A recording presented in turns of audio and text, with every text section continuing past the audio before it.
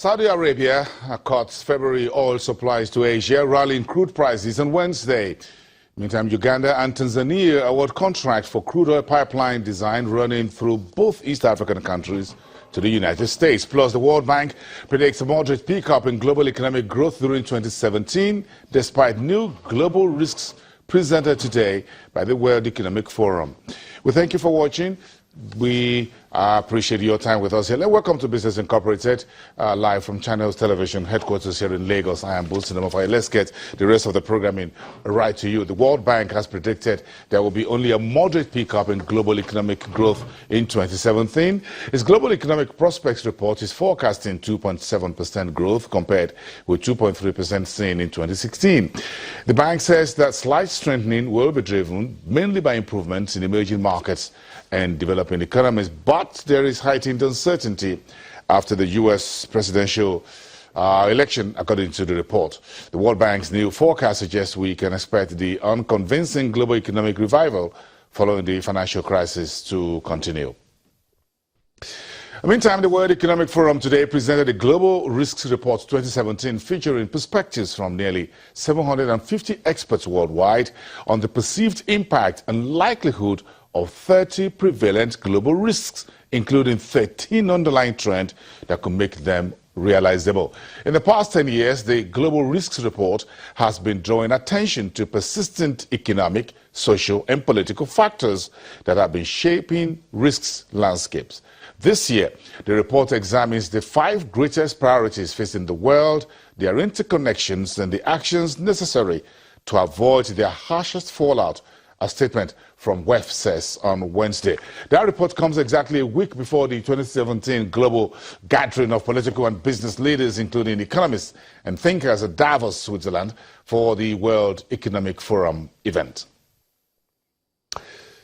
So, markets in Egypt crossed the 12,000 mark at intraday today, coming up by 0.66%. Other markets in the region were also in the green, except Nairobi, which closed bearish on Tuesday. Now, look at the African market. Nigerian market is about 0.09%. That was about 130. As we speak, that market here in Lagos about 0.22% better.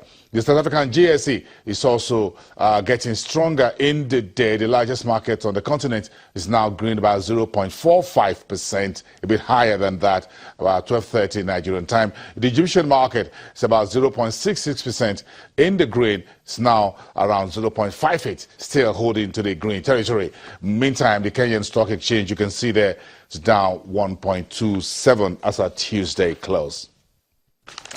Meantime, Bloomberg reports Wednesday that Saudi Arabia has cut its February crude oil sales to China and Southern Asian nations, but spares Japan and South Korea. The world's largest oil producer is said to be curbing supply as part of a deal reached last November between OPEC and other producers to shave nearly 1.7 million barrels per day.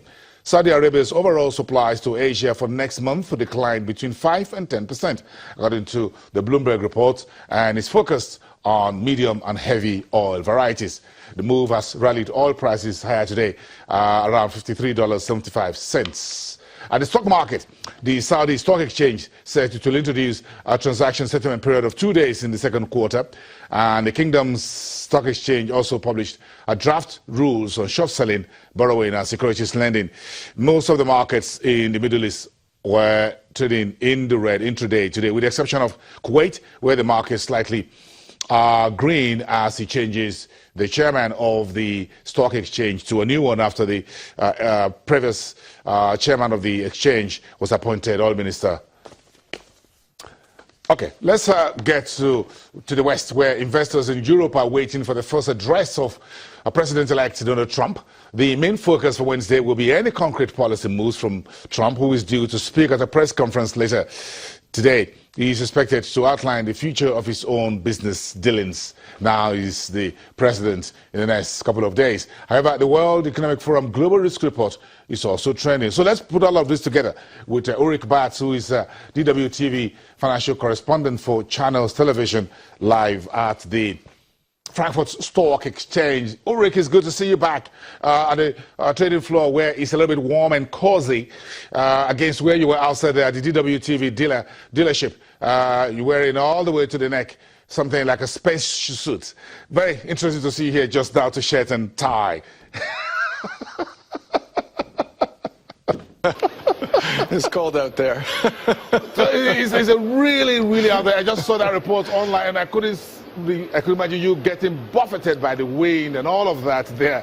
Part of the risks you face in this job. That's journalism. Amazing. I'm sure you've got some cup of coffee and you're back inside the stock exchange where the temperature is very more conducive. So let's talk about the global risk report today released by the World Economic Forum, highlighting Donald Trump's election, Brexit, and polarization as new risks for the new year we're in. How really worried are investors and traders on this new line of risks being outlined by the World Economic Forum? Yeah, I have to give two answers to that, Boston. If you look at the share prices, investors are not worried at all. Regardless of where you look, whether it's in the Far East or here in Europe or in the United States, share prices are doing very well.